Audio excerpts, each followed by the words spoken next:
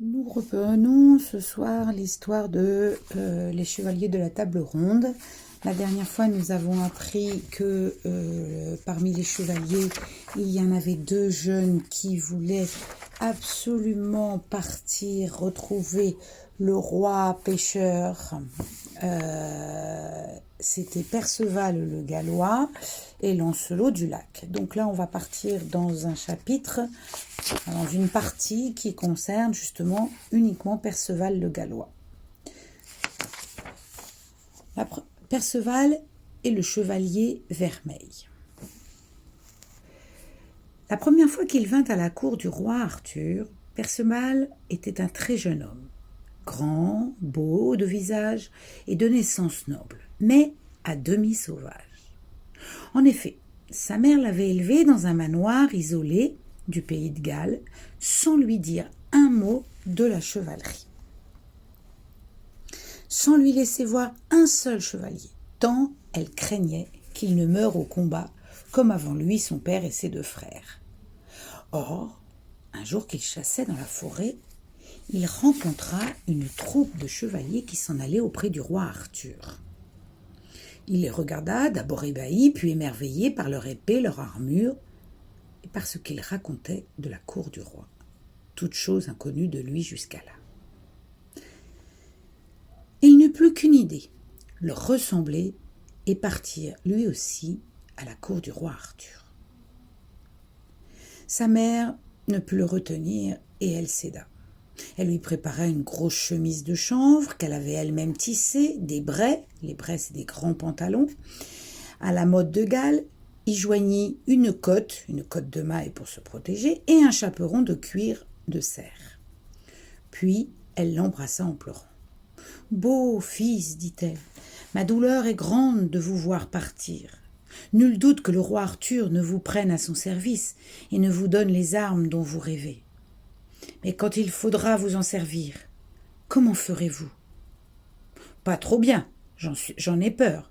Vous ne serez guère adroit, car on ne peut savoir ce qu'on n'a pas appris. »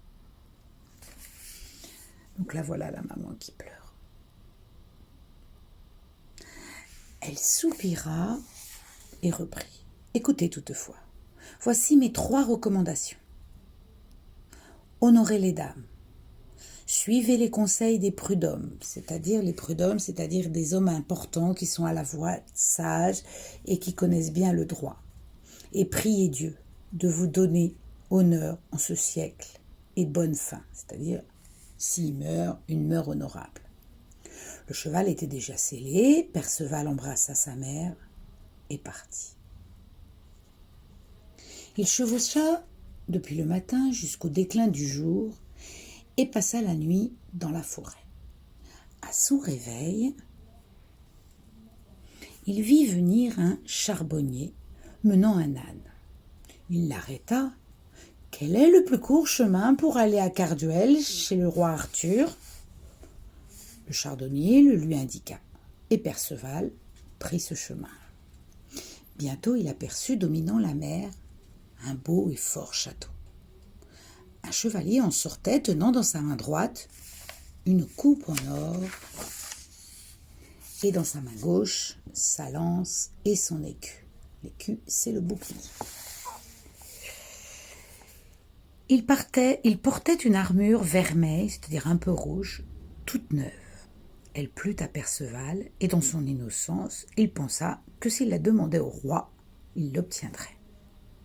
Et plus naïvement encore, il le dit au chevalier.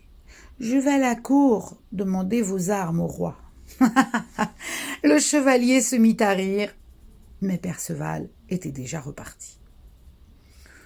Tout d'une haleine, il arriva dans la salle où le roi et ses chevaliers étaient assis, parlant et plaisantant. Seul le roi Arthur, placé au bout de la table, restait pensif et muet. On dirait qu'il dort.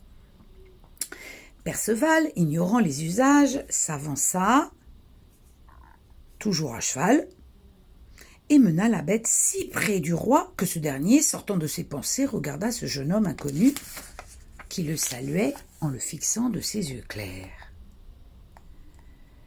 Il vit qu'il était vêtu à la mode des Gallois et chaussé de gros brodequins, des grosses chaussures, qu'il avait pour seule arme 2 javelots, et qu'autour de la table, tous commençaient à se moquer de lui.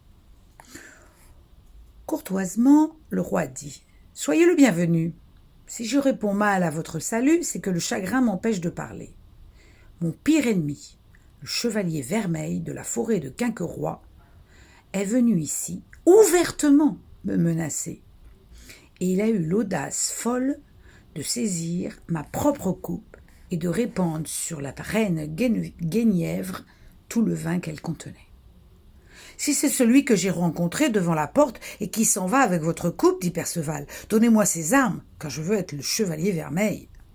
Il y eut des rires, et que le sénéchal, c'est-à-dire le grand officier royal, frère de lait du roi, c'est-à-dire qu'il a été élevé avec la même mère, toujours un peu jaloux, aigre et prêt à se moquer, dit tout « Allez donc les lui enlever, amis. N'attendez pas, elles sont à vous. » Perceval ne comprit pas qu'il se moquait de lui. Mais le roi se fâcha. « Que ? Arrête, je t'en prie. Vous dites volontiers des choses déplaisantes. Pour un Prud'homme, ce n'est pas beau. Ce garçon est peut-être de noble sang, et s'il n'a pas encore de manières, il peut les acquérir et devenir un preux chevalier, un noble chevalier. » À ce moment, Perceval aperçut une belle jeune fille assise à la table, et se rappelant le conseil de sa mère, il la salua. Elle se mit à rire en le regardant. Il lui semblait un peu fou, mais comme elle le trouvait beau, elle lui dit « Si tu vis assez longtemps... » Ah voilà la jeune fille. « Si tu vis assez longtemps, mon cœur dit que, dans tout le vaste monde, nul chevalier ne te surpassera. » Elle parla si fort que tous l'entendirent et elle rit de nouveau. Or, elle n'avait pas ri depuis plus de 6 ans. Que, très irrité de ces paroles, bondit et de la paume de la main lui donna un coup si rude qu'il la jeta à terre. En regagnant sa place, il aperçut le fou. Le fou, c'est un bouffon, c'est celui qui faisait rire les rois autrefois. Donc, il aperçut le fou du roi qui déclarait « Je l'ai toujours dit, cette fille ne rira que le jour où elle verra celui qui aura le prix de toute chevalerie. » Le fou se tenait debout près de la cheminée, que, plein de colère et de dépit, le lança d'un coup de pied dans le feu.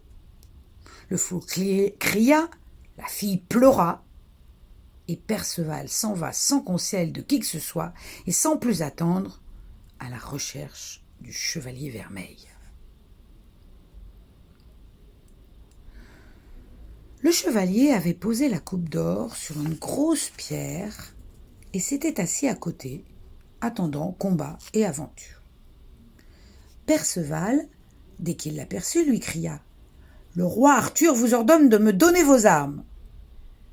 Le chevalier Vermeil toisa Perceval et dit avec mépris « Est-ce là le champion qu'il a trouvé pour défendre sa cause ?»« Quittez ses armes à l'instant !» cria Perceval en colère, « ou je vous en dépouille !» Le chevalier leva alors à 2 mains sa lance pour l'abattre sur Perceval, qui au même instant lançait sur lui un de ses javelots. Il frappa le chevalier Vermeil à la tête et l'étendit raide mort. Perceval lui enleva son armure, s'en revêtit maladroitement, car il n'avait pas l'habitude de se coiffer du aume. Vous savez, le casque en métal des chevaliers. Ni de mettre un haubert, ni d'attacher des éperons, ni même de ceindre une épée. Il fallut qu'un chevalier du roi Arthur, qui était sorti du château pour voir la scène, l'aide. Perceval l'en remercia, puis lui tendit la coupe d'or. « Portez au roi sa coupe et saluez-le de ma part. Quant à la fille qui a été frappée, dites-lui que je reviendrai, si je le peux, pour la venger. » Et il s'en alla. Quand le chevalier rapporta sa coupe au roi et raconta le combat, il y eut autour de la table bien des exclamations. Et le fou, tout content, s'écria « Le garçon reviendra et que paiera bien cher le coup de pied qu'il m'a lancé et le soufflet, c'est-à-dire la gifle, qu'il a donné à la fille. Vous verrez, il lui brisera le bras droit. » Que était si gonflé de colère qu'il aurait aimé tuer le fou sur le champ. Mais il se